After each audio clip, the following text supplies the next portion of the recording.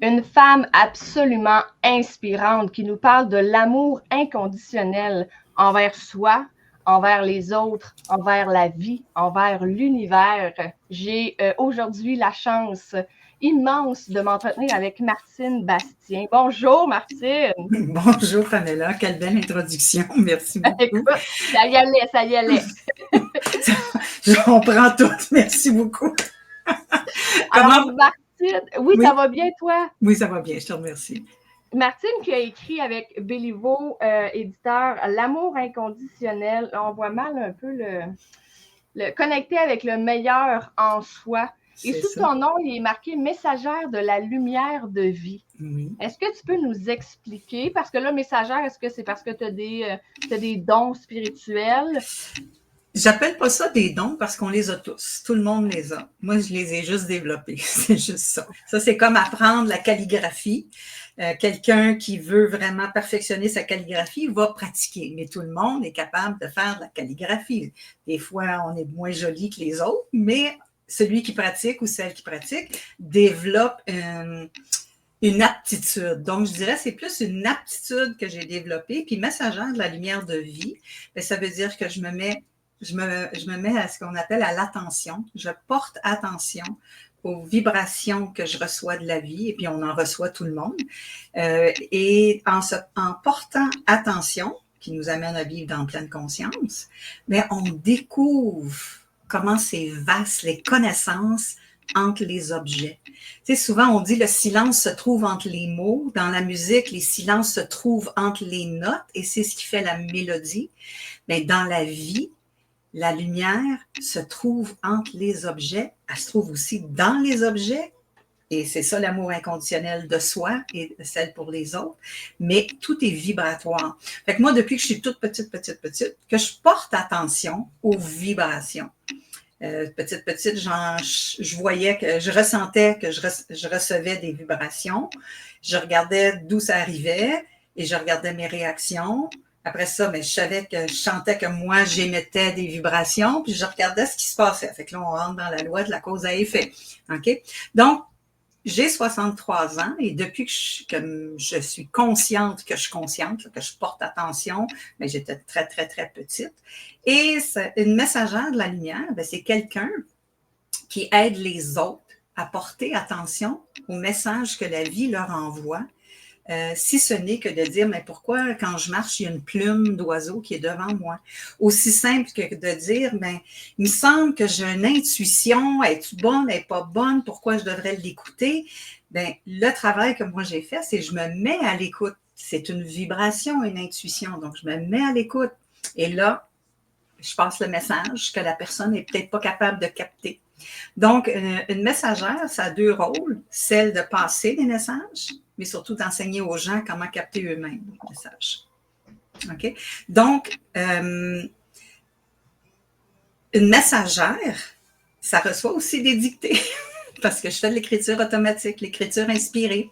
Et le livre L'amour inconditionnel connecté avec le meilleur en soi, c'est une dictée que j'ai reçue.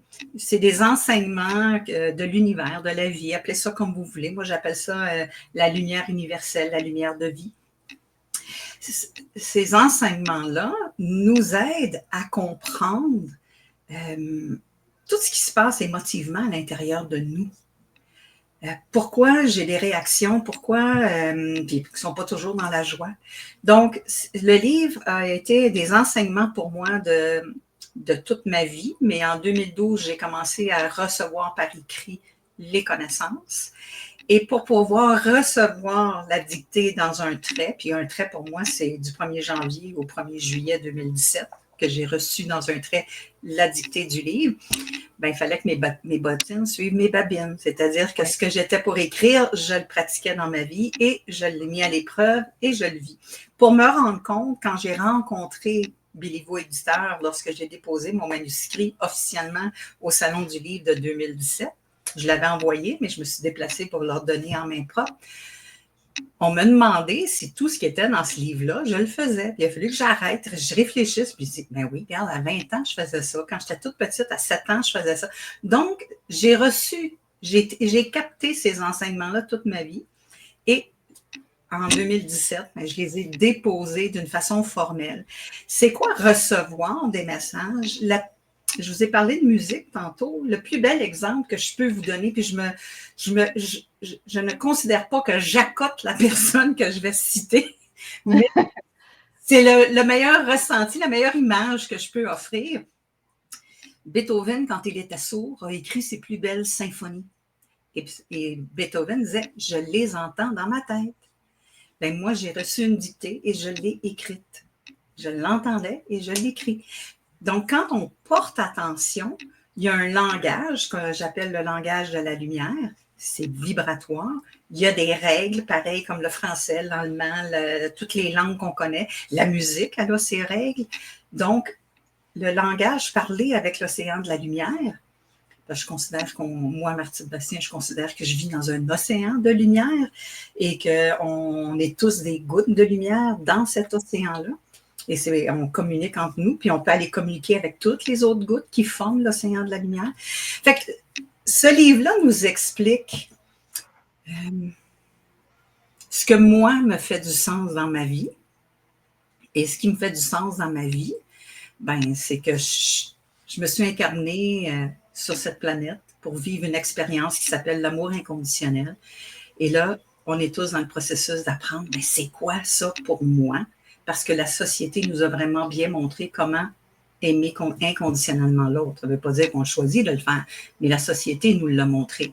Ce que dans les derniers 2000 ans, puis même plus, on a oublié de nous donner la clé très importante de dire, ça part de toi. Puis comme je le sais, là, je ne suis pas la seule qui parle de ça, mais moi, je dis tous les chemins mènent à Rome. Rome, pour moi, c'est la lumière. On est 8 milliards de personnes sur la Terre. Bien, il y a eu 8 milliards de chemins pour se rendre. Mais quand on ne sait pas comment trouver son chemin, on trouve le chemin de quelqu'un d'autre. On le développe, on regarde et on dit « OK, là, je commence à comprendre mon chemin. » Et là, on peut enclencher sur son chemin. Donc, c'est ça que je dis. Quand je dis « je suis une messagère et enseignante en même temps », bien, j'aide les gens à trouver leur chemin en connectant avec le meilleur en eux à l'intérieur, c'est-à-dire leur lumière. Puis si on veut vraiment donner une meilleure image à la lumière, mais c'est notre plus haut niveau de joie. Parce que les gens, quand on est joyeux, nous disent qu'on rayonne. Oui. As-tu des questions? Non. En fait, j'en ai, mais pas sur ce que tu viens de dire. Ah, ben là, amène-moi ailleurs, c'est bien correct. C'est clair. Qu'est-ce que, tu sais, malgré là, l'explication dont tu viens de donner, tu accompagnes les gens oui. qui ne savent pas trop comment s'y prendre et tout, mais quand tu as écrit ça, tu désirais que la personne qui ferme le livre en ait retiré quoi? La paix intérieure. En gros, parce qu'on en retire tout quelque chose de différent, je pense. Là. Chaque lecture apporte quelque chose de différent pour chaque personne. Tu voulais que ce soit quoi la leçon dans ton livre? Comment vivre la paix intérieure lorsque le chaos existe à l'extérieur. Et la paix intérieure, c'est l'équilibre, c'est la sérénité, c'est la joie vécue dans la tempérance, mais mon plus haut niveau de joie, pas celle qui est là. Quand je dis là, pas celle qui est à 50% de mon plus haut niveau. Non, on va atteindre le plus haut niveau de joie et on va vivre là à tous les jours. Et à tous les jours, quand je vis mon plus haut niveau de joie, mais ça m'amène à être une personne en mode solution, bien groundée dans le ici et maintenant. Et d'être en mode solution, ben c'est parce qu'on entend l'inspiration, on est branché, on est ancré ciel-terre. Très important d'être groundé dans l'expérience terrestre, mais c'est très important d'être groundé aussi dans tout ce qu'on appelle le féminin sacré, qui est tout l'amour inconditionnel. Puis le féminin sacré, c'est de là que vient l'inspiration. Ça passe par toute notre intelligence de notre cerveau, de tout notre corps, parce qu'on a 4 corps. On a un corps physique, un corps émotionnel, un corps mental et un corps spirituel. Fait que ça passe par nos 4 corps. Puis là, on ne remet pas ça en question. On avance, puis on y va. Quand est-ce qu'on le remet en question? Quand on a un feeling que c'est pas bon et bienveillant. Quand c'est pas bon et bienveillant, qu'il n'y a pas de bonté dans le geste qu'on va aller poser, mais c'est peut-être mon ego qui veut prouver quelque chose, qui a besoin d'aller se faire conforter dans quelque chose.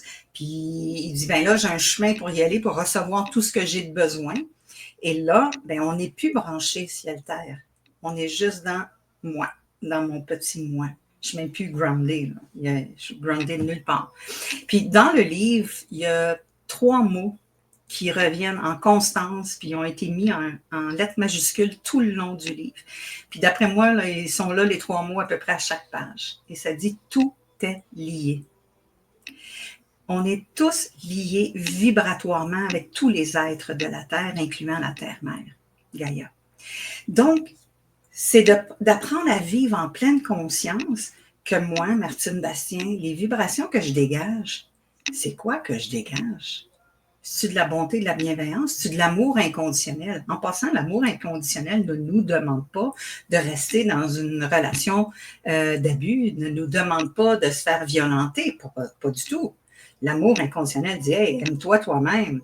Donc, est-ce que ce que tu reçois, est-ce que c'est bon et bienveillant? Non, mais tu as le droit de te retirer.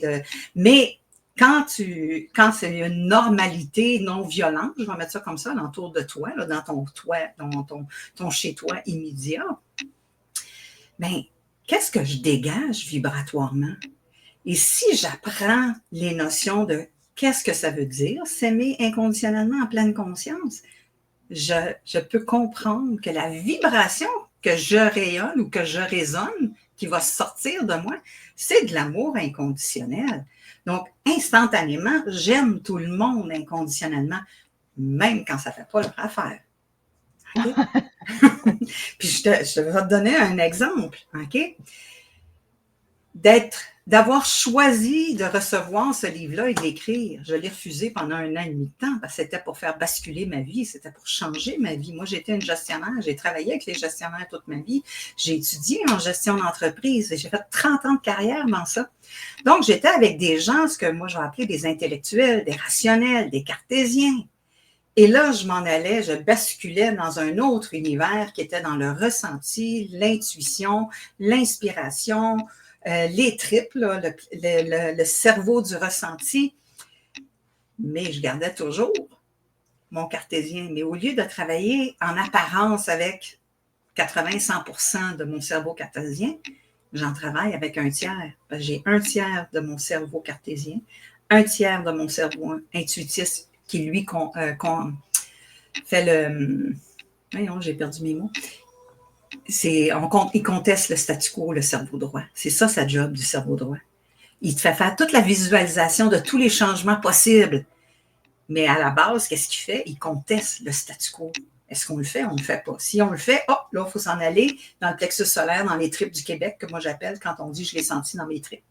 Et ça se trouve là dans l'abdomen. Et là, comment je me sens? Puis si je travaille en équipe, ben moi, comment je me sens? Mais comment mon équipe va se sentir? Quand ces 3 cerveaux-là se parlent, on prend une décision avec notre cœur. Et j'ai beaucoup aimé, été capable d'écrire c'est quoi prendre une décision avec son cœur. Parce que je me suis fait dire ça toute ma vie. Prends ta décision avec ton cœur. Oublie pas, là. Prends-la avec ton cœur. Mais il est où la recette de comment prendre? Ah donc, oui, oui. Donc, dans le chapitre, il y a 2 chapitres qui parlent du cerveau du cœur. Si je ne me trompe pas, c'est le chapitre 5 et le chapitre 13. Et le chapitre 13, il s'intitule « La volonté ». Et c'est la volonté de s'arrêter et de parler, laisser nos 3 cerveaux se parler. Et la meilleure façon de faire ça, c'est d'aller se retrouver dans la nature. Parce que le vide intérieur, le silence intérieur qu'on recherche pour pouvoir entendre notre cœur nous parler, okay, nous donner sa réponse, bien, ça prend du silence. Puis quand je vais marcher dans la nature, c'est la même tonalité, c'est le même silence, c'est la même vibe. Donc, ce n'est pas un effort de faire travailler mon cerveau du cœur lorsque je suis en nature, mais ça prend la volonté de me tasser de mon quotidien, de toutes les distractions que j'ai, et d'accepter d'aller prendre une marche. Puis vu que souvent, on n'est pas habitué de porter attention à notre intériorité, à notre corps qui nous parle, puis ça inclut les 3 cerveaux, le corps, OK?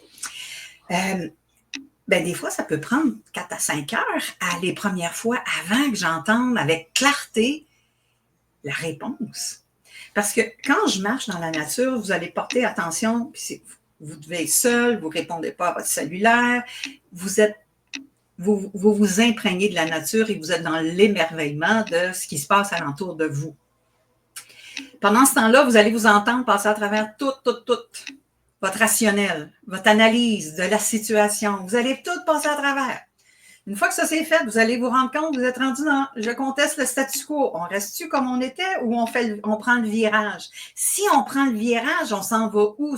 Donc, ma vision. Bon, OK, on décide qu'on reste dans le statu quo, mais il faut que j'aille voir comment je me sens si je reste dans le statu quo. Fait que je dis toujours aux gens, n'oubliez pas de vous apporter des mouchoirs quand vous allez prendre une marche pour entendre la réponse de votre cœur, parce que vous allez peut-être rencontrer des émotions inattendues, soit des très grandes joies ou des très grandes peurs, ou juste la crainte de bouger, OK, de prendre un saut puis de prendre un nouvel envol. Mais que ces trois cerveaux-là, à un moment donné, moi j'appelle ça comme brasser une soupe dans un chaudron. C'est les trois ingrédients principaux. Et pendant qu'on marche, ils se parlent entre eux et ça se brasse. Et là, tout d'un coup, vous faites le constat que vous savez exactement quoi faire et c'est une certitude en vous.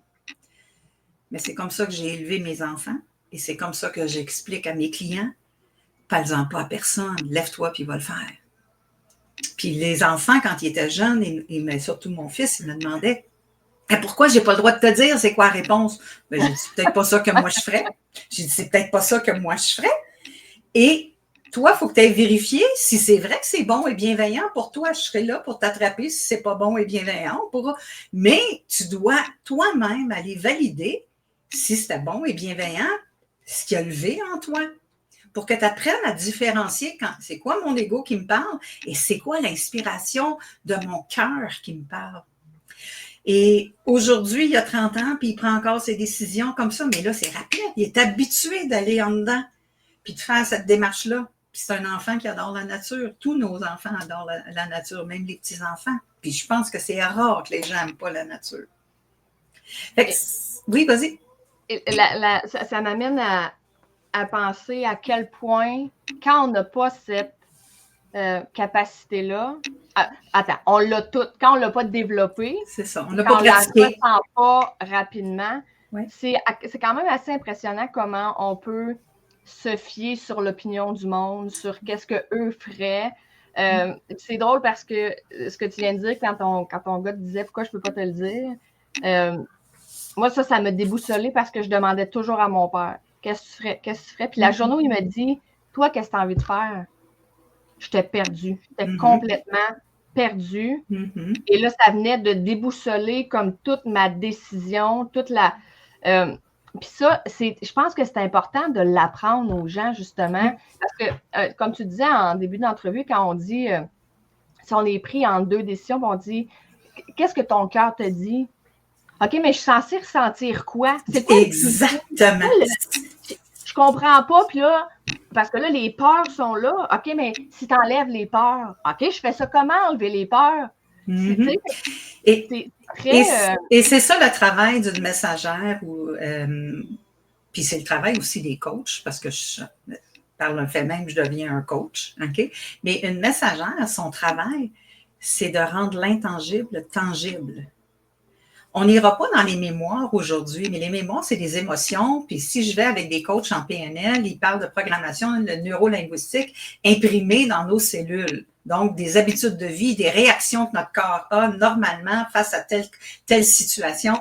C'est un automatisme, on réagit. Bon, mais on veut les changer, on veut les déprogrammer des fois, parce que c'est pas ça qu'on veut comme réaction, ou on va arrêter de l'avoir, cette réaction-là. Moi, dans l'univers de la messagère de la lumière de vie, mais c'est les mots mémoire ancestrale, mémoire karmique, mémoire akashique que je parle, qui viennent de nos ancêtres et qui nous habitent comme un ADN biologique nous habite.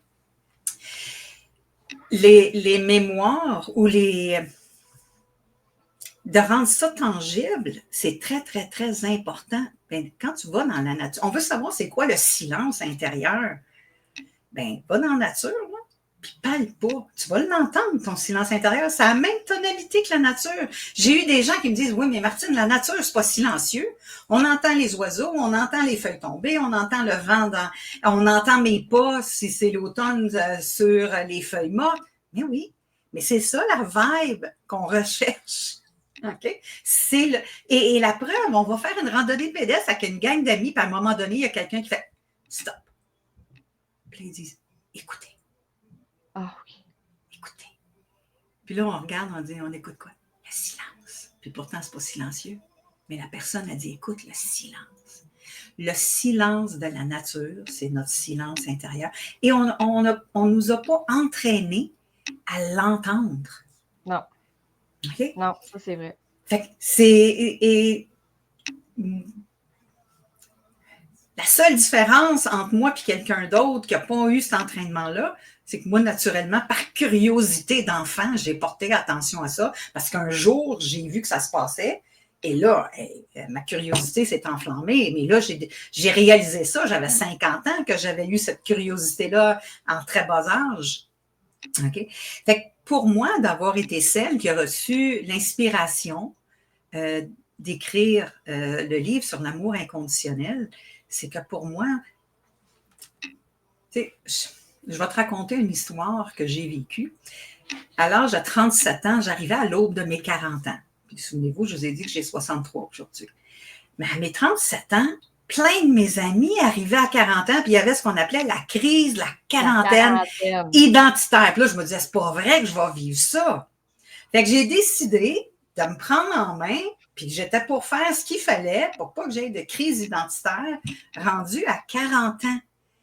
Et tout ce que j'ai dit à mon mari à l'époque, c'est là, aujourd'hui, je ne suis pas capable de dire que je suis heureuse, mais je ne suis pas plus capable de dire que je suis malheureuse.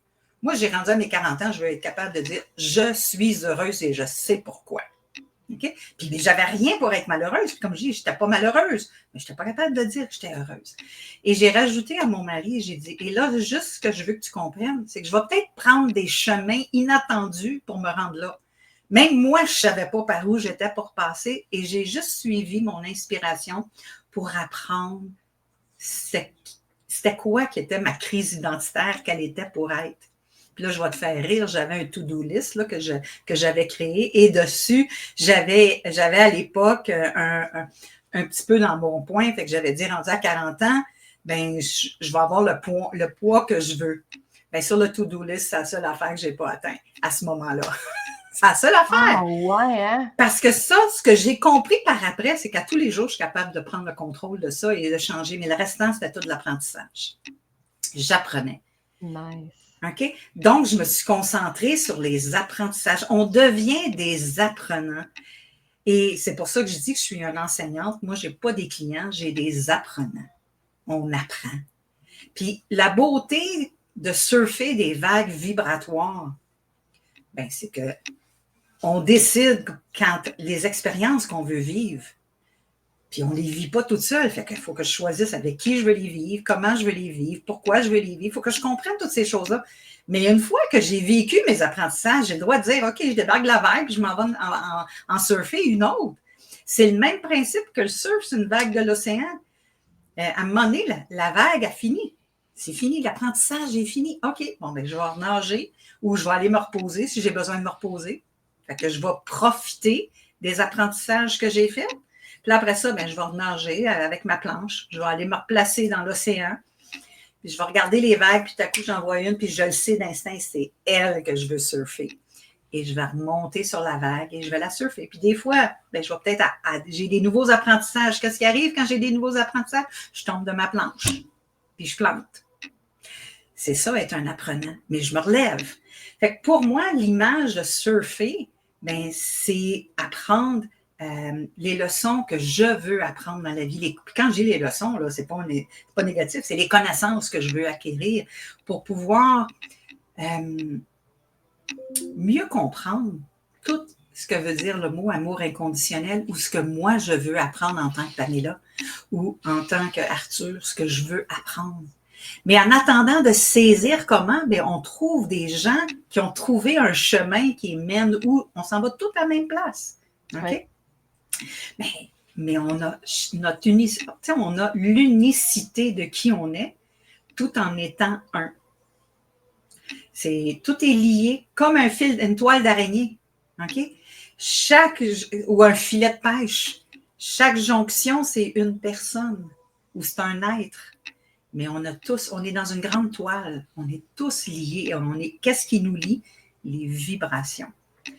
Je ne sais pas si tu as déjà vu le film Avatar, mais pour moi, je trouvais ça magnifique. Le film Avatar, c'est qu'on montre que par les racines des arbres, tout est lié. OK? Tout se parle, tout se comprend, tout se fait. Je donne un exemple. Je ne suis pas une scientifique, je n'ai aucune prétention que j'ai raison dans ce que je vais dire, OK? Mais je suis une observatrice de la vie. Et avant de vivre au Saguenay, on vivait, notre famille, mon mari, moi et les enfants, on vivait à l'île Bizarre à Montréal. Moi, je suis native des banlieues ouest de Montréal. Et puis j'étais jeune, lorsque l'autoroute 15, qui monte jusqu'au Mont-Tremblant, a ouvert pour devenir une voie à quatre voies au lieu d'être une voie qui se rencontrait. Et à cette époque-là, ce qui s'est passé, c'est que la tordeuse a mangé tout le sapinage le long de cette autoroute-là. On a perdu la majorité des sapins qui étaient là, on les a tous perdus. Je vis au Saguenay-Lac-Saint-Jean, juste à l'orée du parc des Laurentides.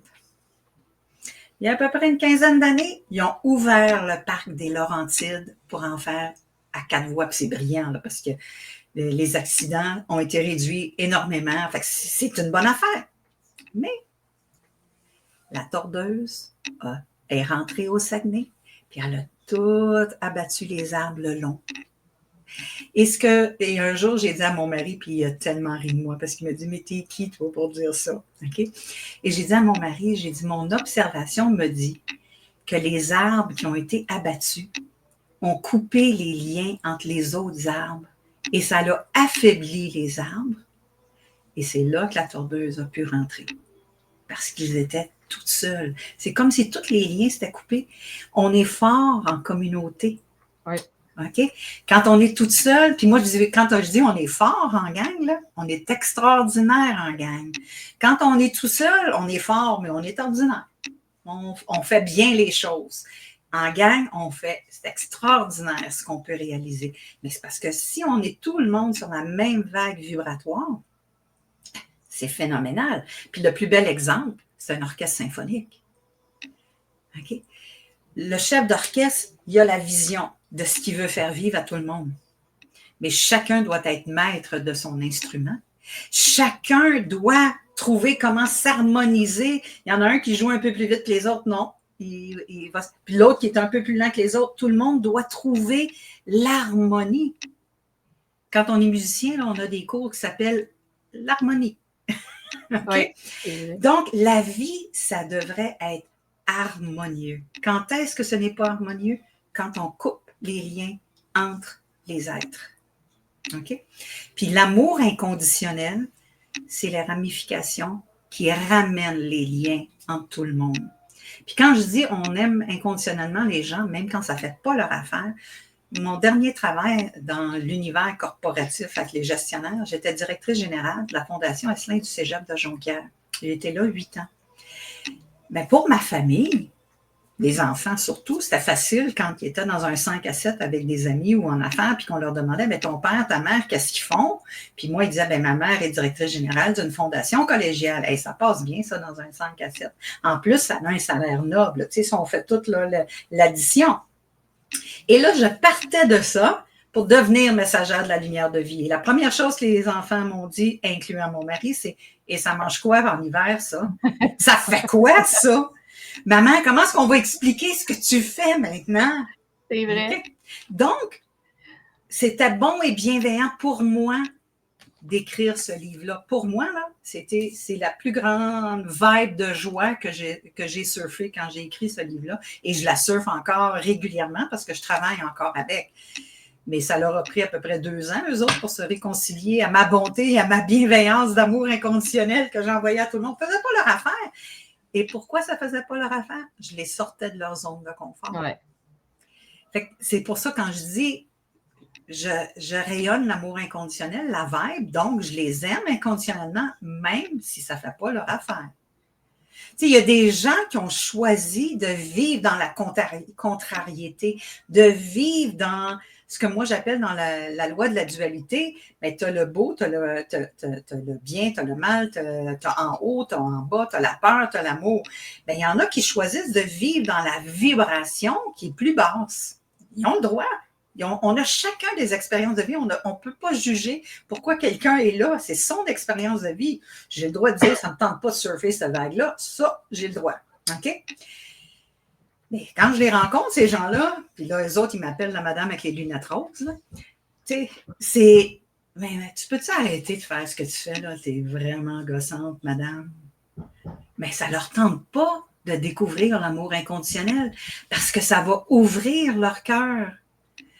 Puis là, présentement, là, ils aiment ça d'être, j'ai le contrôle total de ce qui se passe dans ma vie, puis mon bonheur dépend de moi seulement et non des autres. Tandis que l'amour inconditionnel, c'est que oui, j'ai tout ça, j'ai à être autonome, j'ai à être responsable, je dois être bonne et bienveillante pour moi et pour les autres.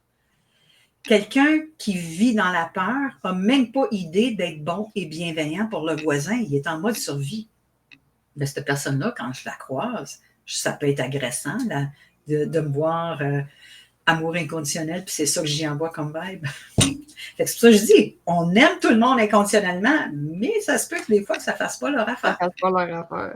OK? Ou c'est aussi simple que, excuse-moi, là, mais je vais te donner un dernier exemple, qu'il y a des gens qui se réveillent toujours de bonne humeur le matin, même avant d'avoir pris un café, puis il y en a d'autres, ça leur prend 2 cafés avant de pouvoir dire, là, tu peux me parler.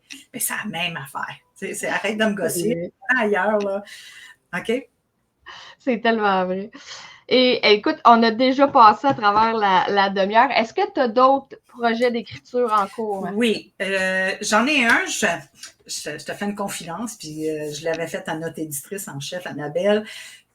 Le processus d'écriture est toujours plus long qu'on pense, oui. Qu'on espère. Donc oui, j'ai débuté l'écriture de mon 2e livre.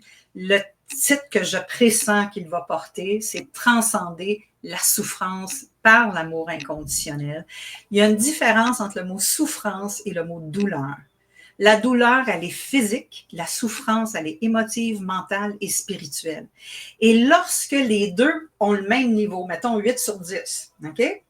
Si je réussis à ramener à 0 ma souffrance émotive, mentale et spirituelle, ma souffrance physique ne changera pas. Je vais la ressentir peut-être à 2 ou à 3 au lieu d'être à 8. Donc, c'est comment transcender la souffrance, toujours par l'amour inconditionnel. Puis si les gens sont curieux d'en savoir plus temporairement, bien mensuellement, j'ai écrit un blog sur le réseau international du mieux-être, le RIM, et les connaissances qui sont là, ils font partie de ce qui va se retrouver dans le 2e livre. Donc, ça peut être un coucou déjà, un teaser de ce qui s'en vient. C'est génial. Nous te souhaitons une bonne continuation d'écriture. On a hâte de tenir ton 2e entre nos mains. Les gens peuvent te rejoindre sur les réseaux sociaux, Martine? Oui, sur Facebook. Ma page Facebook, c'est Martine Bastien Coach. Ils peuvent me rejoindre sur Instagram, c'est Cerveau du cœur, mon nom. Mais s'ils font Martine Bastien, ils vont trouver Cerveau du cœur. Je suis aussi sur LinkedIn et ça va me faire plaisir de jaser avec ces gens-là. La seule chose que je demande aux gens, lorsque vous m'écrivez la première fois, demandez-moi pas d'être ami, je vous répondrai pas. Mais écrivez-moi sur le Messenger, l'outil de message, je vais vous répondre. C'est génial. Je remonte une dernière fois.